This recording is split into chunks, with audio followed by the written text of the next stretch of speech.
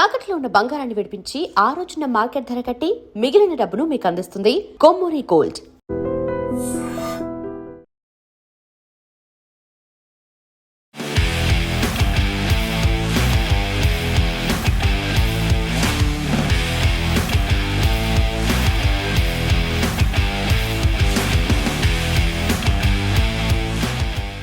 అమ్మ set properties Veeravalli బ్రదర్స్లో ఒకరైన వీరవల్లి శ్రీనివాస్ గారు మనతో ఉన్నారు. మనం అడిగి తెలుసుకుందాం 2012 నుంచి ఈ బిజినెస్ ఎలా నడుస్తోంది, ఎట్లాంటి సిచ్యువేషన్లో ఈ బిజినెస్ స్టార్ట్ చేశారో మాట్లాడదాం. హలో అండి. నమస్తే. సో మీరు ఈ బిజినెస్ లాంచ్ చేసినప్పుడు పరిస్థితులు ఎట్లా ఉన్నాయి? సో ఈ బిజినెస్ స్టార్ట్ చేయాలి అని థాట్ ఎవరికి వచ్చింది, ఎట్లా స్టార్ట్ అయింది అసలు? థాట్ అనేది అయితే మా సెకండ్ బ్రదరు, అతను వచ్చి ఆర్ట్ డైరెక్టర్. ఇలాగా అంటే నేను అప్పటికి మూవీస్ మా ప్రొడక్షన్ మేనేజర్ ఎగ్జిక్యూటివ్ చేసేవాడిని. అయితే మా బ్రదరు మన బిజినెస్ స్టార్ట్ చేస్తే బాగుంటుంది అంటే మూవీసే ఇది కూడా ఏదో ఒక వన్ ఆఫ్ ద పార్ట్ కింద ఉంటుంది అన్న లెక్కలో చిన్నగా స్టార్ట్ చేసింది. ఇది స్టార్టింగ్ అదే మన ఫస్ట్ వెళ్ళాం షాపు, అదే ఓం ప్రాదం. అంటే ఫైనాన్షియల్గా మీరు అప్పటికే వెల్ సెటిల్డే అంటే మాకు అంతా ఓకే.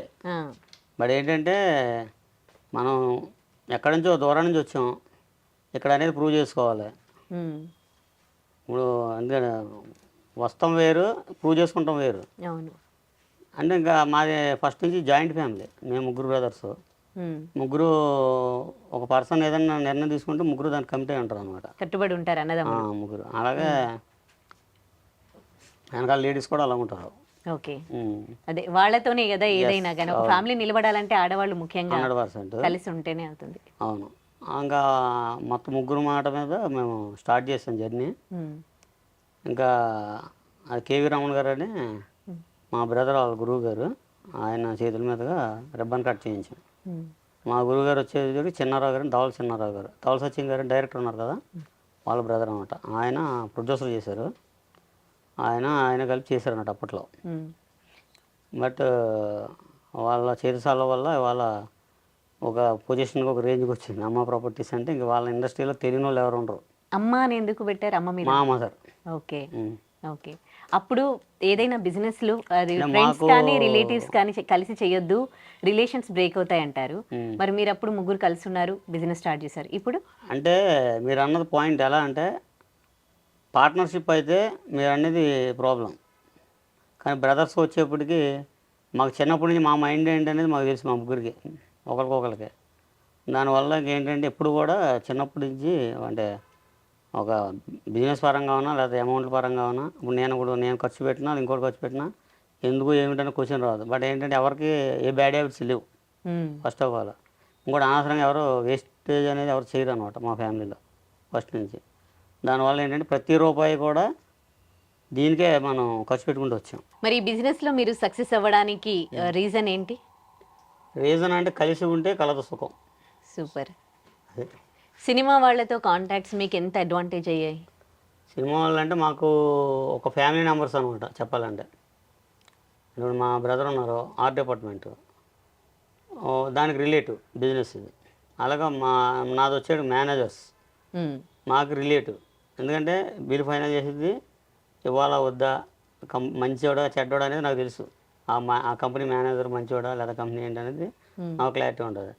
అలాగే ఆర్ట్ డిపార్ట్మెంట్ కాడికి వచ్చేప్పటికి వాళ్ళు ఎంతవరకు జెన్యున్ పర్సన్ అంటే కొంతమంది ఉంటారు కదా, 100 మందిలో ఒక ఇద్దరు ఉంటారు కరెక్ట్ పర్సన్స్ కాని వాళ్ళు. మంచి వాళ్ళు ఎక్కువ 80% ఉన్నా 20% ఎవరు ఉంటారు, వాళ్ళు ఎటువంటి వాళ్ళు అనేది మా ఊడికి. అలాగే దాన్ని ఏంటంటే మేము ఏదన్నా ఇచ్చేప్పుడు డిస్కస్ చేసుకుంటాం అనమాట. దాన్ని బట్టి అలాగా స్టెప్ బై స్టెప్ వాళ్ళు ఏంటంటే అందరికీ ఒక క్లారిటీ. మేమంటే వాళ్ళకే క్లారిటీ ఉంటుంది, వాళ్ళని మాకు క్లారిటీ ఉంటుంది స్టార్టింగ్లో అనమాట. బట్ ఏంటంటే స్టార్టింగ్లో ఇప్పుడు అప్ అండ్ డౌన్ అనేది కామన్ వ్యాపారం ఉన్న తర్వాత. ఈ జర్నీలో సడన్గా మధ్యలో మళ్ళీ కరోనా ఒకటి వచ్చింది. ఆ కరోనాలో దాదాపుగా మాకు ఒక కోటిన్నర దాకా లాస్. అయ్యో, మాకని కాదు ప్రపంచం ఆగిపోయినాయి కదా, ఆగిపోయినాయి. స్టాఫ్ శాలరీస్ అంతా ఇక్కడే ఉంచాం మొత్తం అంతా, ఎవరిని పంపలా. అందుకని మళ్ళీ స్టాఫ్ వెళ్తే మళ్ళీ వాళ్ళకి ఇబ్బందే కదా. శాలరీస్ తప్పలేదు, వీళ్ళకి రెంట్లో తప్పలా. ఇంకా కదా ఒడిదుడుకులు అనేది ఇంకా కామన్ ఉంటుంది. ఇంకా అది మీరు ఈ బిజినెస్ లో హర్డిల్స్ ఫేస్ చేశానని చెప్తున్నారు, అదే పెద్ద కరోనా టైమేనా మీరు ఫేస్ చేసిన చాలా ఛాలెంజింగ్ టైం. ఛాలెంజింగ్ టైం అంటే అదే అండి, 100%. నాకే కాదు, ప్రపంచానికే ఛాలెంజ్ టైం అదే చెప్పాలంటే. ఆ తర్వాత ఇంకా షూటింగ్ స్టార్ట్ అయింది మెల్లిగా మొత్తం. సినిమా ఇండస్ట్రీలో ఏంటి అంటే ఇట్లా కొన్ని ఎవరికి పేమెంట్స్ అనేవి కరెక్ట్గా టైంకి, కొంతమందికి, అన్ని సినిమాల్లో కాదు, కొంతమందికి కొన్నిసార్లు పేమెంట్స్ టైంకి అందవు అని. మరి ఈ సెట్ ప్రాపర్టీస్ విషయానికి వచ్చేసరికి అంటే మాకు కూడా ఉంటుందండి, మన బయట వాళ్ళకని కాదు, మాకు ఉంటుంది. మేము స్పేస్ చేస్తాం, బట్ బ్యాలెన్స్ ఇంకంతే. ఇప్పుడు ఒక ఫ్యామిలీ ఉంటుందండి, ఆ ఫ్యామిలీలో ఒడిదుడుకులు ఎలా పోతామంట, ఓకే అలాగే ఇది ఇది కూడా అంతే. ఇప్పుడు మన ఇంట్లో లైఫ్ అంతా ఒకే జర్నీలో ఒకే స్టైల్ అలాగే అంతమాటలు నవ్వుతూ ఉండలేము, అవును అలాగని అంతమాటలు ఎడుతూనే ఉండలేము. కరెక్ట్. ఇప్పుడు ఏమైనా ప్రాపర్టీ తీసుకుని వెళ్తారు వీళ్ళు కొన్ని థింగ్స్, అక్కడ వెళ్ళినాక డ్యామేజ్ అయింది అనుకోండి, సో ఎట్లా డ్యామేజ్ ఛార్జెస్ మీరు వసూలు చేస్తారా? 100% వసూలు చేస్తాం. బట్ ఏంటంటే చిన్న కంపెనీలు ఉంటాయి కొన్ని, అన్న పరిస్థితి ఇది ఏదంటే కొన్ని వదిలేసి ఉంటుంది దాంట్లో. ఇంకా పెద్ద కంపెనీలు అయితే ఇచ్చేస్తారు. పెద్ద బడ్జెట్ సినిమాలు ఉంటాయి, చిన్న బడ్జెట్ సినిమాలు ఉంటాయి. సో ఆ బడ్జెట్ని బట్టి మీరు ఛార్జ్ చేస్తారా లేకపోతే ఎట్లా ఉంటుంది? బడ్జెట్ని బట్టి. బడ్జెట్ని బట్టి. ఓకే. భారీ బడ్జెట్ చిత్రాలు అయితే కొంచెం అంటే అలాగని ఉండదు, భారీ బడ్జెట్కి ప్రాపర్టీ ఎక్కువ వాడతారు, చిన్న బడ్జెట్కి తక్కువ వాడతారు. బట్ ఏంటంటే కొంచెం తగ్గించేస్తాం అన్నట్టు వాళ్ళకి రెంట్ల పరంగా. అలాగని చెప్పి వాళ్ళకి ఏంటంటే ఓవరాల్గా వాళ్ళకి తగ్గుతుంది పెద్ద సినిమాకి కూడా. ఇప్పుడు ఉదాహరణకు ఒక 50,000 రూపాయల మీటర్లు అట్టుకెళ్ళారు అనుకోండి ఉదాహరణకి, వాళ్ళకి ఎక్కువ మీద వాళ్ళకి తగ్గుతుంది, వీళ్ళకి తక్కువ మీద వీళ్ళకి తగ్గుతుంది, ఎక్కువలో అవుతుంది చెప్పాలంటే. ఇప్పుడు మీ దగ్గర ఎక్కువగా ఎప్పుడు డిమాండ్ ఉండే ఏంటి ప్రాపర్టీస్? డిమాండ్ అంటే ఎప్పుడేం వాడతారో తెలియదు ఇండస్ట్రీలో. ఎక్కువగా రెగ్యులర్గా పోయేది ఇప్పుడు అట్ ఏ టైం చాలా సినిమాలు వచ్చాయి అనుకుంటా, 2-3 సినిమాలకి, అప్పుడు ఎట్లా మేనేజ్ చేస్తారు? అంటే మేనేజ్ అంటే మా దగ్గర అట్ ఏ టైము ఇప్పుడు ఒక సోఫా ఉంది, ఏకోలో ఇంకో 2 ఉంటాయి. ఇది మా దగ్గర ఇది లేదు లేదా బయటికి వెళ్ళింది అనేది అయితే రాదు. దానికి ఏంటంటే దానికి ఆల్టర్నేటివ్ అరేంజ్ చేస్తాం అనమాట. ఆ ప్రాబ్లం అంటే మా పెద్ద ఎక్కువ ప్రాపర్టీ కదా, బ్యాలెన్స్కి అవకాశం ఉంటుంది. చిన్న షాపులకి అయితే మీరు అన్నట్టుగా స్పేస్ చేస్తారు వాళ్ళు, మాకు ఆ ప్రాబ్లం ఉండదు. ఓకే. ఇప్పుడు మీ దగ్గర ఉన్న ప్రాపర్టీస్లో బాగా హై బడ్జెట్ ఉన్న వాల్యుబుల్ థింగ్స్ ఏంటి, అండ్ తక్కువ లో బడ్జెట్లో ఉన్నవి ఏంటి, ఎక్కువలో ఎక్కువ ఉన్న సినిమా కోసం తయారు చేసినవి? అంటే ఇప్పుడు ఉదాహరణ మీరు కూర్చున్నారు కదా సోఫా, ఉదాహరణకి అది 270-3 దగ్గర ఉంటుంది మేము కొన్నప్పుడు. తక్కువ బడ్జెట్కి వచ్చేప్పటికి ఏంటంటే మామూలుగా ఈ ఇంత చూసారు కదా అల్యూమినియం ఐటమ్స్ ఆ టైప్. బట్ ఏదైనా సినిమాకి ఎలా ఉంటుందంటే అది 1000 కోట్ల సినిమా అయినా 100 కోట్ల సినిమా అయినా ఆ సీన్లో బొచ్చులు వాడాలంటే అయ్యే వాడాలి, ఈ ఉయ్యాలు వాడాలంటే ఇడు లో బడ్జెట్ సినిమా చేసిన ఉయ్యాలంటే కంపల్సరీ వాడాల్సిందే. ఇంకా దానికి ఇంకా సీన్ బట్టి వాడతారు అంతే కంపల్సరీ. లేదు ఇప్పుడు అది ఈ సీన్ కదా దీన్ని అట్టుకెళ్ళి దాన్ని అయితే యూజ్ ఉండదు అది. ఓకే. మీరు స్టార్ట్ చేసినప్పుడు ఎన్ని లక్షల బిజినెస్, ఎంతమంది మీ దగ్గర వర్కర్స్ ఉన్నారు, ఇప్పుడు ఎంతమంది వర్క్ చేస్తున్నారు, ఎంత ఎదిగారు మీరు? అంటే మా దగ్గర ఇప్పుడు ప్రజెంట్ వచ్చి మొత్తం ఒక 15 మెంబర్స్ ఉంటారు. మళ్ళీ బయట నుంచి వస్తూ ఉంటారు, పెయింటింగ్ వర్క్స్ అయినా రకరకాల వర్క్లు వాటికి. మేము స్టార్ట్ చేసినప్పుడు అయితే దగ్గర దగ్గర ఒక 5-6 crores పెట్టి ఉంటాం స్టార్టింగ్. ఇంకా అలాగే మామూలుగా ఏంటంటే మాకు ఊళ్ళో ల్యాండ్స్ అవి ఉన్నాయి, ఇంకా అవి కొద్దిగా అమ్మి అలాగా మళ్ళీ దాన్ని అంచెలంచెలుగా తీసుకెళ్ళాం. మాదైనా రియల్ ఎస్టేట్ కూడా చేస్తాం, ఇంకో బ్రదర్ రియల్ ఎస్టేట్ అవి చేస్తాడు, ఇంకా అటు ఇటు బ్యాలెన్స్ చేస్తూ ఉంటాం అనమాట. మాకు ఫ్యాషన్ చెప్పాలంటే దీంట్లో ఏదో మిగులుతామో ఇంకోటి పక్కన పెట్టినా, ఇది ఏంటంటే మన ఇండస్ట్రీకి వచ్చాము మనకు గుర్తింపు రావాలి, ఇది ఫస్ట్ పాయింట్. ఇది ఒక క్రియేటివిటీ బిజినెస్సే, ఇదంతా కూడా మీ క్రియేటివిటీ. అంటే ఆ రోజుల్లో ఇంత ఒక సెట్ ప్రాపర్టీస్ పెట్టి ఇది ఒక బిజినెస్ లాగా పెట్టి రెంట్కి ఇవ్వాలన్న థాట్ వచ్చింది అంటే గ్రేట్. మా సెకండ్ బ్రదర్, కానీ మెటీరియల్ ఎక్కువ పర్సెంటేజ్ పర్చేజ్ చేసింది మా లాస్ట్ బ్రదర్. అదే రామ్ అని చెప్పాను కదా, రామారావు, అది ఎక్కువ పర్చేజ్. ఈ నేము కానీ లేదా ఇప్పుడు ఏదన్నా డిజైనింగ్ ఇలా కావాలి లేదా ఇది మొత్తం అన్నీ కూడా క్లారిటీగా ఎక్స్ప్లెయిన్ చేసి ఇలా చేద్దాం అని చేసేది సెకండ్ బ్రదర్. పర్చేజింగ్ అయితే మొత్తం లాస్ట్ బ్రదర్. ఓకే. ఇప్పటికీ పర్చేస్ చేస్తూనే ఉంటారా? ఇప్పుడు ఎప్పుడు పోతా ఉంటాయి, మళ్ళీ అలా ఫిల్ చేయకపోతే ఖాళీ అయిపోద్ది. మీ దగ్గర ఎన్ని జనరేషన్స్ ఐటమ్స్ ఉన్నాయి? మీకు దగ్గర 100 ఇయర్స్ నుంచి ఈ జనరేషన్ వరకు ఉంటుంది. 100 ఇయర్స్ నుంచి. ప్రతి ఐటమ్ ఉంటుంది మా దగ్గర. ఆ brass, aluminium, would, hmm. Steel, ఎన్ని మొత్తం ఎన్ని ఐరన్. ఇప్పుడు ప్రెసెంట్ జనరేషన్ మారిపోయిందిగా, చాలా చాలా అంత అప్డేటెడ్ థింగ్స్ వస్తున్నాయిగా. ఇది అప్డేటెడ్ అంటే ఇక్కడ ఒకటే, సినిమా అనేది ఎలా ఉంటుందంటే ఒక డైరెక్టర్ స్క్రిప్ట్ రెడీ చేసుకుంటాడు, ఆ స్క్రిప్ట్ మీద స్క్రిప్ట్కి సంబంధించిన ప్రాపర్టీ వాడతారు. ఇది అప్డేట్ అయింది కదని ఇప్పుడు స్టోరీ రాయరాడు.